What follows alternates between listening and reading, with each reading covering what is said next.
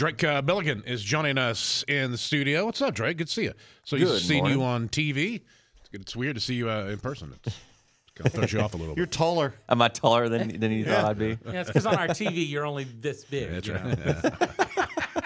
right. Yeah, America's Got Talent finalist. You also played Elvis. I did on the series. That's a fact, Jack. Yeah. Oh my gosh, it's you and Big D's dad. My dad says that's a fact, Jack. He does it. That's a Larry saying. It's a Larryism. Yeah, and Bill Murray. So yeah, when you did Elvis, did you have to like how much research goes into that? All the mannerisms. Yeah. Well, I was kind of an interesting path to Elvis. I actually was a Elvis impersonator, tribute artist, whatever you want to call it. When I was a kid. Were you really? All the way through high school. That was my was this something you wanted to do, that was or my your gig. Parents forced you to do? No, it was totally me. It was. I just discovered Elvis through an Elvis impersonator by total accident. We were out eating.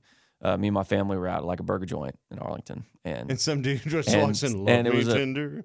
It was an Elvis, Elvis impersonator there, and the jumpsuits, and I was just like, this is the coolest thing I've ever seen. I was like 7, and I discovered Elvis for that, and I started became a huge fan. I was the same way as a kid. Elvis and Sinatra were like the greatest things ever. Yeah, whatever it was drew me in. I think it was my introduction because I grew up on like classic country, right? Merle, George Jones, George Strait, Alan Jackson, and I'd never seen anybody perform. Like I'd never put 2 and 2 together that music was something you could actively perform. I'd seen these guys. I'd watched like Randy Travis, gone to concerts, but I loved the songs, but I for some reason in my kid brain I was like I'd never put it together that it was something I could do and entertain people. Do you like fairs, parties? I would do whatever. Nursing homes. I would do nursing home. The Elvis impersonation. Homes, yeah. That was big in nursing homes. Oh yeah, it was big. I had the scarves. I know all the way Wait, from. did you do the scarf thing? Oh yeah, all the way from 8. What's the scarf? All the way thing? from 8 to about 15, 16. What is the scarf thing? Scarf like Elvis had the scarves. Like just pass dangling out to ladies. around. And and you'd pass them out around the woman's sing neck, to them, and you'd you woo kiss them. Yeah. And, So as a little kid, you were kissing the ladies with the scarf? Oh yeah, I give them a kiss on the cheek. I wouldn't just going in there, fully. But hey, baby. Hey, baby, You're going to school bragging. Love me tender. I like them older ladies. Actually, that is so creepy, man. He slips into it, and it really kind of. You look and sound more like Elvis than that guy in that movie that just came out. I was man. Well, I thought he did a great job. He was good. It's but tough I'm to play saying, Elvis all the way through, man. Yeah, that's a tough role. I auditioned for that. Did you yeah, really? I flew out there and auditioned with them, and it's tough, because I played Elvis in Sun Records, like high school through about 20. Oh, yeah, you were like. So 18, I was right, and I was 17 at the time. When I first started filming, I was 18, and then, just so I was about age, and man, it's hard. It's hard. You got to be able to play Elvis from 18 to 42. Elvis changed a lot in those years. Yeah. I thought Austin Butler did great. I bet your buds get so annoyed with you. You just do it every once in a while. They're like, stop it. Drake, stop. You're doing it again. I think Drake is like the guy you want to go to karaoke with because, you just pop I got a few of them. Slipping into Elvis, but accidentally, sometimes. I got a few of them though. I've worked on some impressions, but it's never anybody you really want to do. I do a good Ronnie Dunn. I'll see bring it on. Man, early in the morning, man. You open the door.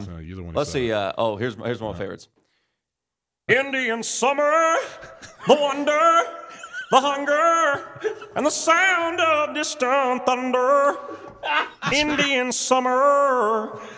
That's pretty good. Yeah, that's pretty good. I do a mean Ronnie Dunn, but I need 7 or 8 whiskeys to get going. Drake Milligan is with us. We'll come back. We'll talk his music on the way. Next, hang on. Drake Milligan is joining us in the studio, and it's been fun. We've been sitting here doing Ronnie Dunn impersonations. So great. He's written cowboy in crayon on his arm. It's a henna tattoo. Quite the look. I always ask him, like, when he get it done, he walks in and he's like, "What are you doing with that?" I'm like,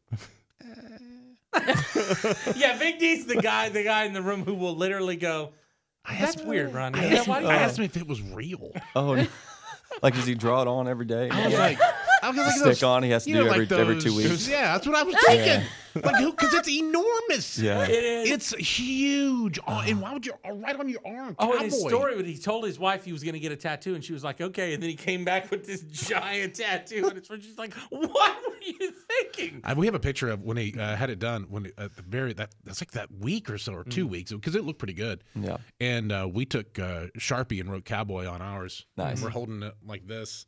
It took me like 3 days to get that off. Sharpie will do that. Hey, I think we need to play some Drake Milligan songs. Let's go ahead and do Sounds Like Something. Crank this up.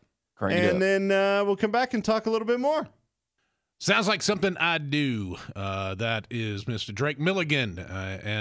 So what's the deal on music? You got all this stuff coming out, and people can find you online. Absolutely. I got a record out there, big old 14-song record called Dallas Fort Worth.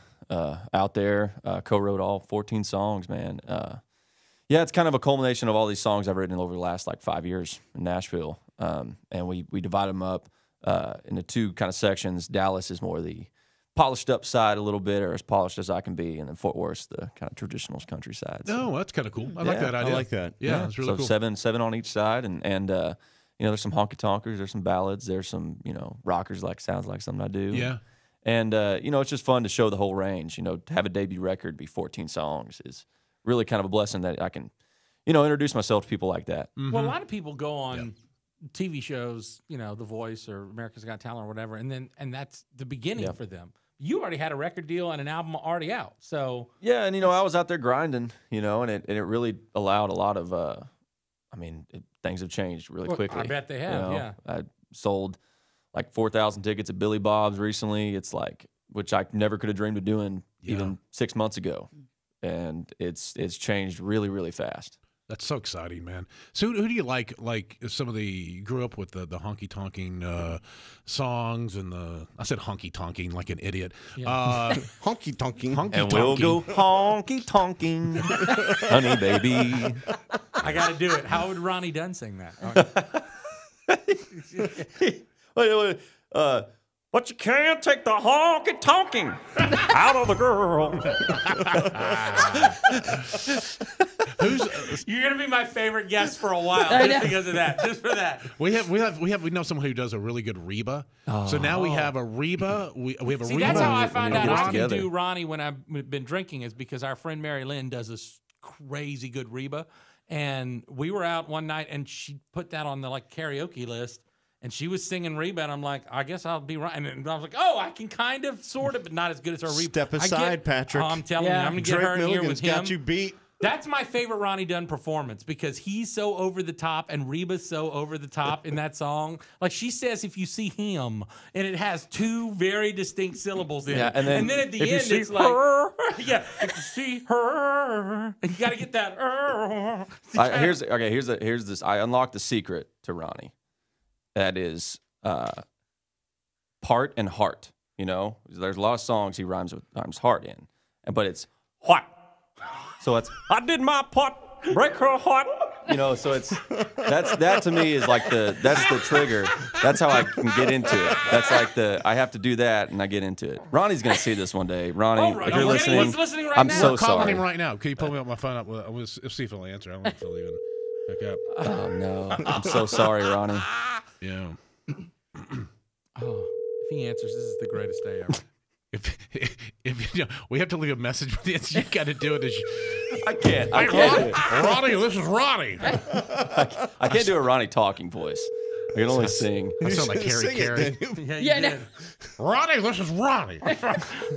Take not me gonna out answer. to the ball game. Cubs win. Cubs win. I'm away from my phone. If you'll leave a message, I'll return your call as soon as I can. Thank you. Yeah, that's cool. That's a cool voicemail recording. At the tone, please record Sounds your like message. you. When you've finished recording, you may hang up or press 1 for more options. Hey, dude, it's D and Bubba. We have Drake Milligan in the studio with us, and he does a killer impersonation of Kicks. And no, it's his impersonation of you. And And we wanted to. He actually wants embarrass him and make him. He wants. do it. Yeah. So anyway, I'm so sorry, Ronnie. I'm so sorry. Look up Drake Milligan. He dresses up as you, does a cowboy tattoo and everything. Check it out. He's also Elvis. So anyway. All right, we love you. Okay, bye. Well, that's going to be awkward for you later on, I think. You're going to meet at an I'm going to get a show. cease and desist from Ronnie. He's Dunn, never man. coming back on the show again. Drake's like at the studio, man.